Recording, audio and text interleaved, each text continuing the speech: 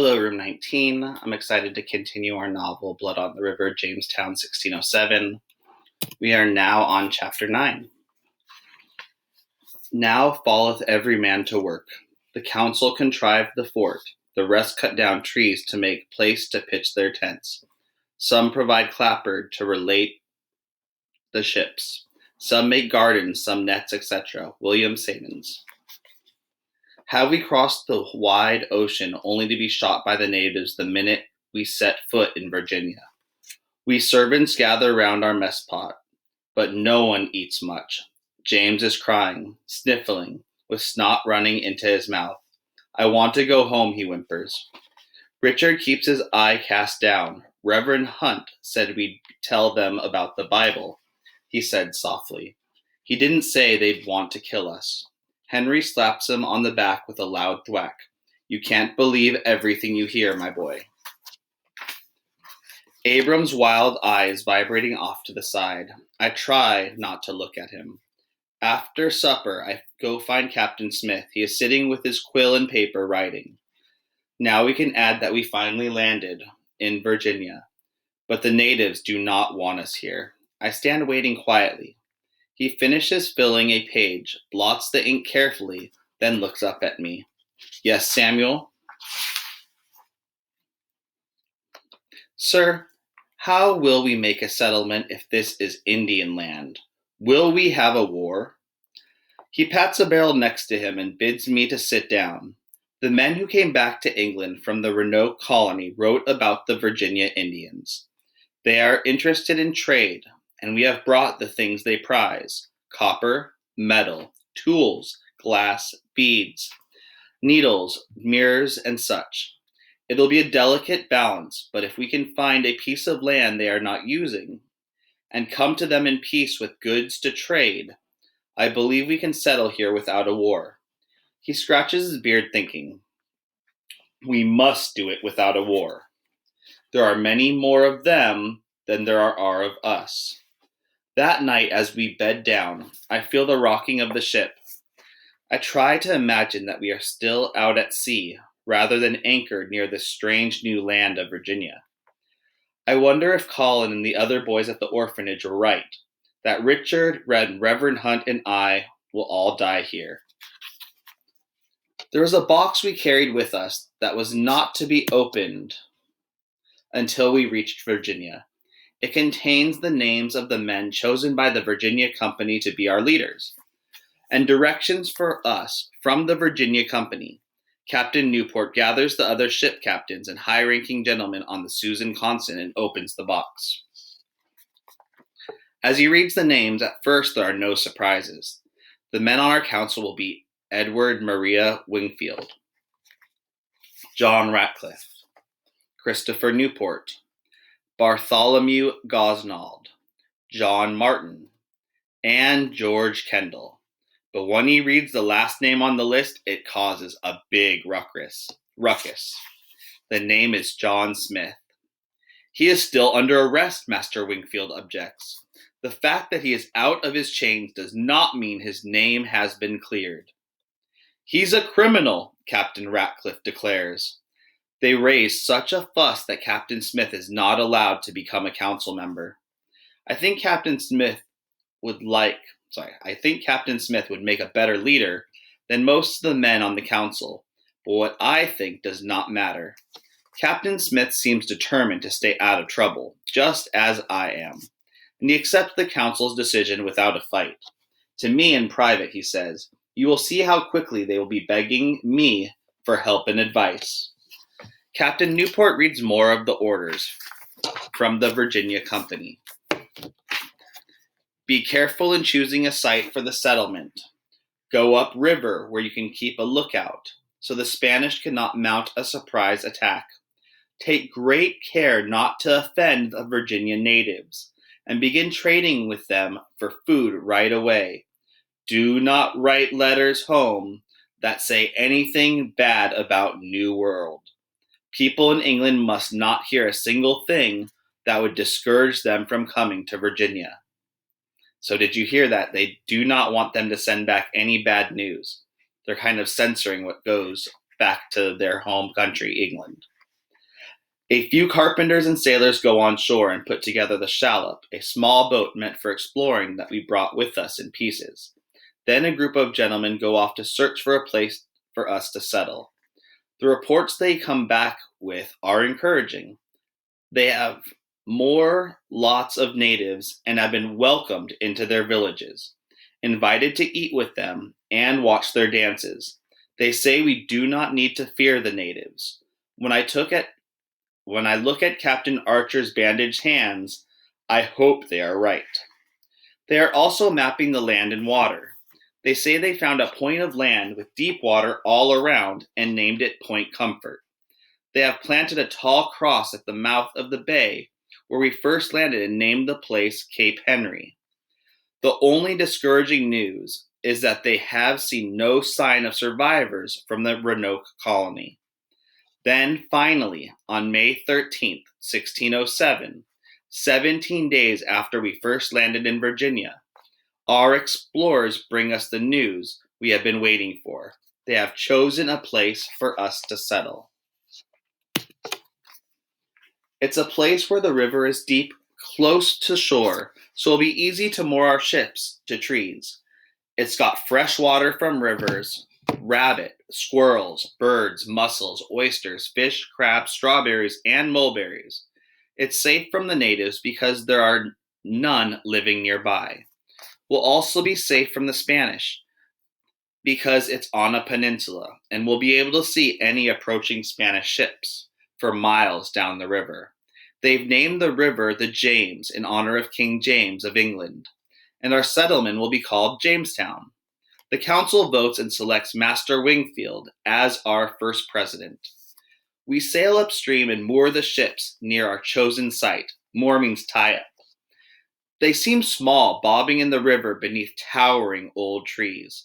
Their paint of blue, maroon, and yellow, so rich when we began this journey, is now faded and chipped.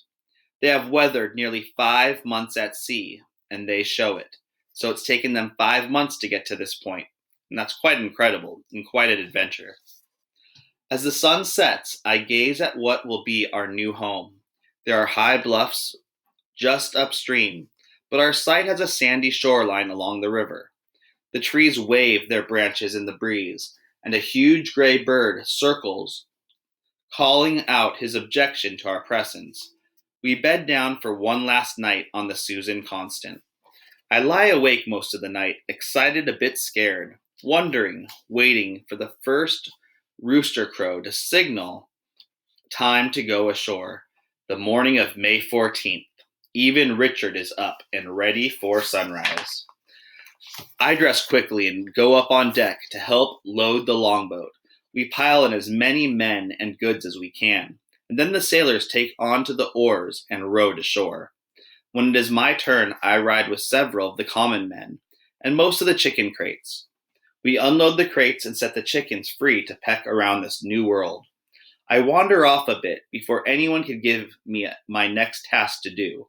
I go a little way into the forest to look around. The trees are so tall I feel as if I am in a cathedral. I breathe in the rich smell of damp earth. The leaves are a bright early spring green, and sprinkled along the ground are tiny flowers of white, yellow, and violet. Butterflies and dragonflies add to the riot of color. I am either in a cathedral or in a paradise, I think. So it sounds like he likes his new environment with the New World in Virginia. Captain Smith finds me and hands me a straw hat and a hatchet and tells me to get to work. We will begin felling the smaller trees in order to make room for our tents and gardens. James and Richard are assigned to work alongside me. My inclination is to work on my own and ignore them, but what would be bad to work with? But it would be so bad to work with them. I wonder, to cooperate? Better than being chained up by Captain Smith again with no slop buckets nearby. I decide to give it a try. I see that it would be best to have one boy bend a sapling over, another boy chop it at its base with strong downward strokes, and the third boy drag the saplings into a brush pile. I clear my throat. Do you want to work together on this? I asked them. I explained my idea. Richard's eyes me warily. Don't let him bend a sapling for you, he warns James. He'll let it go and make it snap into your face. I feel like punching Richard, but I know what they will get me. I stomp off to work by myself. Over the next several days, we boys, servants, laborers, sailors, carpenters, and soldiers work as hard as mules. We set up the tents and bring all the bedding ashore from the ships. We dig up the ground and plant the seed wheat we brought with us from England. We tie strings and knots to make nets and put the nets in the river to catch fish. We gather mussels, oysters, and crabs and bring them to the cook. We lug buckets of water from the river for cooking and washing and drinking. We fell some of the big trees and split the logs long ways into planks, making clapboards. We load the clapboards onto the ships so they can be taken back to England to build English homes. We also dig up sassafras root to ship back to England. President Wingfield says it will sell at a very good price because it is used to make medicine. I am so tired by the end of each day that sometimes I fall into bed without bothering to take off my shoes. The days are warm and the nights cool, and the constant sound of insects and tree frogs lulling us to sleep. Some of the gentlemen pitch in and work hard, but most of them just take turns standing guard, their muskets ready, with slow matches smoking. For several days it seems as if we are all alone in the Virginia wilderness. Then one day I look up from my hoeing and freeze, afraid to move or even cry out. Two native men come walking through the forest, quiet as a deer. They each have a longbow slung over one shoulder. Halt, shouts one of our gentlemen guards. The Indian men keep coming, and I see our guards prepare to fire their muskets. Wing Pow, one of the natives' men calls out. Wing Pow, Captain Smith has told me that is their greeting, and it means my beloved friend. The Indian holds up baskets, showing us that they have brought us something, and they both smile. They are tall, sturdy men with broad, flat noses and wide lips. For clothing, they wear only a breechcloth, like an apron, and their faces and shoulders are oiled with something that gives their skin a deep reddish color. Just like Richard heard from the sailors, their hair, jet black, is shaved close on the right side of their heads and grows long past their shoulders on the left side, with a ridge of short hair down the middle. The long side has decorations. One man has shells, and the other has a whole wing of a bird dangling from his hair. Our guards approach them, still carrying their muskets. The taller of the two Indians points to the muskets, then to his longbow. He lays his bow on the ground, motioning to our guards to do the same. I see the gentlemen hesitate, but then they lay down their arms.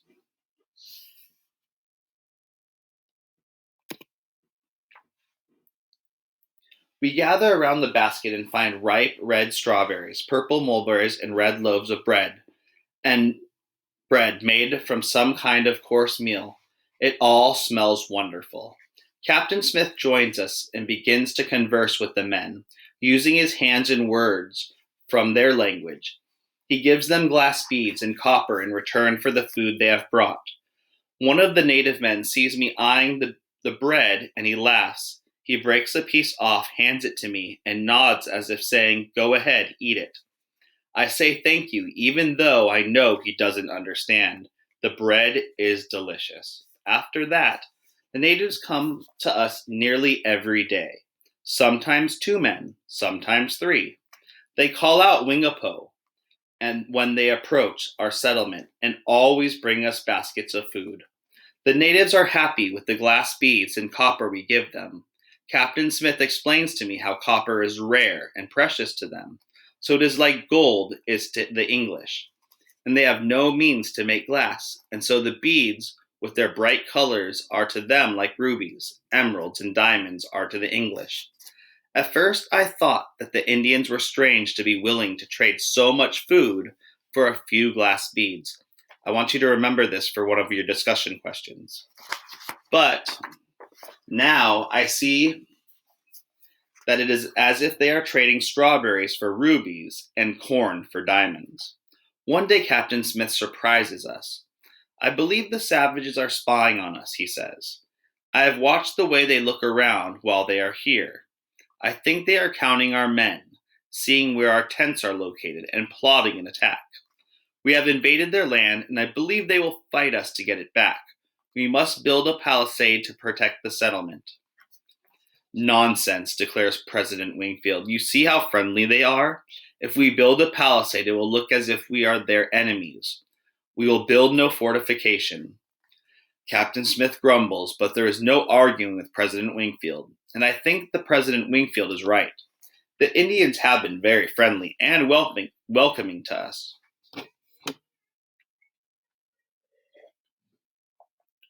Captain Smith's suspicion runs like poison through the settlement. What if the natives are spying on us? What if they are planning an attack? How will we protect ourselves with no palisades? The Virginia Company has provided our men with extra weapon and armor. In England, commoners do not carry weapons, but here almost everyone has them. Still, when the weapons and armor were being issued, by the time they got to the last of the laborers and servants, they ran out. Some of us have no protection at all. Those who have armor begin wearing it all day, even when it is hot. Anyone who has a sword or a musket keeps it at his side. Those of us who have no weapons discuss the merits of protective techniques, like hiding under a mattress. Their arrows will go right through a mattress, you fool. No, they won't. The straw will stop them. Yes, they'll go right through. Won't, will, and so on. On a day filled with bright, hot sunshine, I am digging up a plot, getting it ready to plant more wheat. James arrives with 2 buckets of water hanging from either end of a yoke balanced across his shoulders. He lowers the yoke and sets the buckets on the ground so I can drink. I take a ladle full and then spit it out. It's salty, I complain. I glare at him. Has he done this on purpose, just to spite me? But he flinches, as if I might hit him, and I see the innocent look in his eyes. High tide, he says quickly. It has rained for a while, and the river mixes with the salt seawater when the tide is up. It'll be better when the tide goes out, or if it rains. That's what Master Percy said. I take another swallow of the salty water, but it only makes me more thirsty. Take it away, I say angrily. James slinks off. Reverend Hunt has seen our interaction. He comes over to talk to me. Samuel, that poor child is unwanted by his father and despised by his stepmother. You should be able to find more kindness in your heart for him. I hang my head. I know Reverend Hunt is right. But I have been too tired and too thirsty to think about being kind. That night in our tent, there is more discussion about an Indian attack. Henry and Abram talk of making armor for themselves out of wood. Richard and James discuss what they will do if an attack comes. I'm going to run to the ship, says James. I'll row the longboat out to the Susan Constant and hide in the 'tween deck. No arrows can get me there. You are a stupid, stupid boy, I think. I picture him running towards the ship with arrows flying all around, and him with no armor. But I don't mock him or tell him he is stupid. I hope Reverend Hunt would appreciate my effort to be more kind. Today I wanted to talk about 2 different kinds of sentences. One of the kinds of sentences is a simple sentence. A simple sentence contains a subject and a verb. It expresses a single complete thought. A simple sentence is an independent clause. It's just one thought, subject and predicate. Now, a compound sentence is a little bit different. It takes one simple sentence and it takes another simple sentence and it combines them with a conjunction. The conjunctions that we commonly use are the fanboys: for, and, nor, but, or, and, yet, so. And the conjunctions spell fanboys. The conjunction is used and it can impact the meaning of the sentence. So depending on which conjunction, it can change the meaning. Here's a few examples. The cat was unsuccessful in his attempt to catch the mouse, and the mouse was equally as unlucky in his attempt to get the cheese. The dog has watched all of this, but he had refused to become involved. The mouse could wait until dark, or he could risk a daylight raid on the pantry. So on page 71 and 72, the colonists trade glass beads and copper for food. My question is, discuss how different people's perspectives, their worldview shaped by their upbringing culture, affect the value of different things to them. So I would say, depending on where you're located, depends on how much you like a certain item. For example, say you live where we are. I would say we can get water and food from a grocery store pretty easily. But say we lived maybe in the country. They don't have running water. They maybe need to get water from a well. And maybe food, the nearest grocery store is an hour and a half away. So that kind of could put things in perspective. And it really depends on where you are living, the different culture you're raised, etc., for how much you value things. And value is the importance, the worth, or usefulness of something. And your question is, how does where we come from and who we are affect the value we place on things?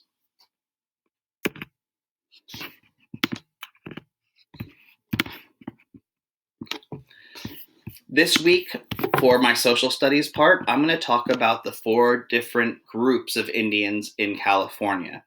We have the Coast Indians, the Mountain Indians, the Valley Indians, and the Desert Indians. And today we'll be talking about the Coast Indians. The Coast Indians had houses built out of plants and trees. And as you can see in the corner, some of them more looked like a house, and sometimes they would also have that teepee shape. For food, they have fish, shellfish, seabirds, seaweed, antelope, seals, whales, grapes, and honey. For their clothing, they often had animal skins, and these animal skins were made out of deer, rabbit, and sea otters.